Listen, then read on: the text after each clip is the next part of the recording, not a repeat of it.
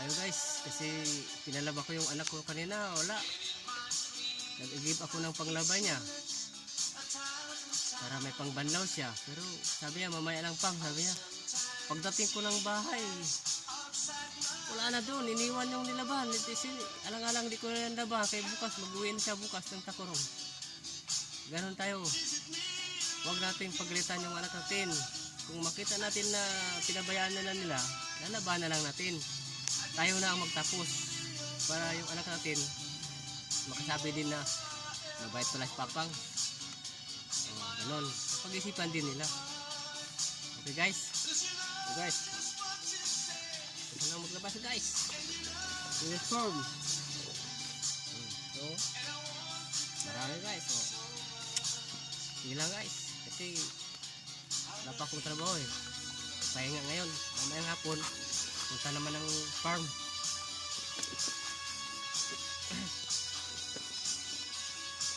Ganun talaga guys, wala tayong magagawa.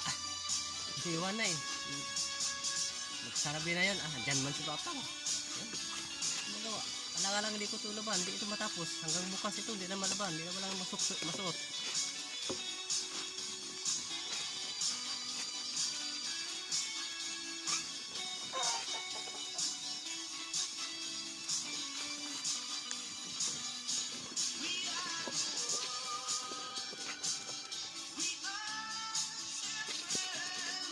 Tapos ko ito guys, punta ko ng farm doon sa Basaka na naman. Nag-ulan pa. Hindi lang, kahit nag-ulan, sige, laba.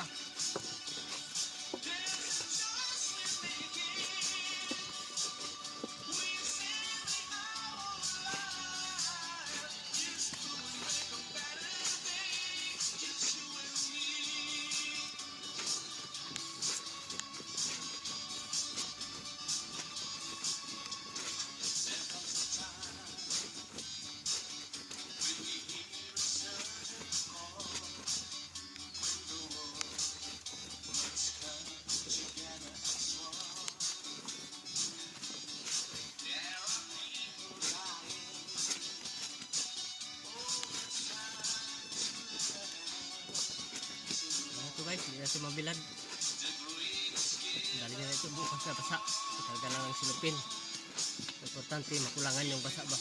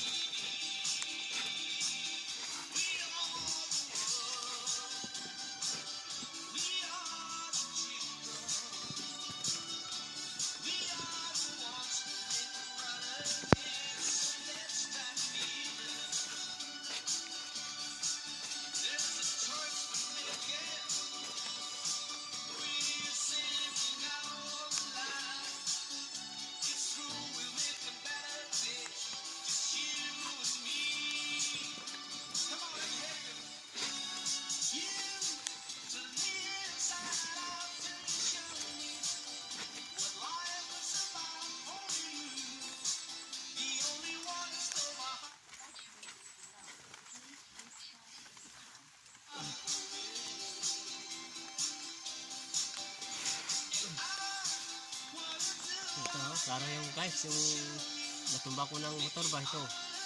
Pinailip ko, wala rin, walang nabalik. Ganun na talaga yan guys, hanggang mamatay pa. Pangit talaga guys, oh. Ito wala, ito meron. Oh. Parang tari ba?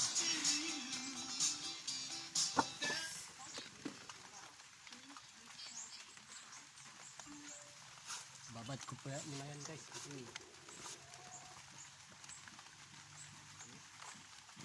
Marami guys, ito pa. Pero ibabad ko muna para madaling umalis yung kanya guys. Yung dumi niya, ibabad ko sa powder. May wasig man pero ayaw ko yung wasig.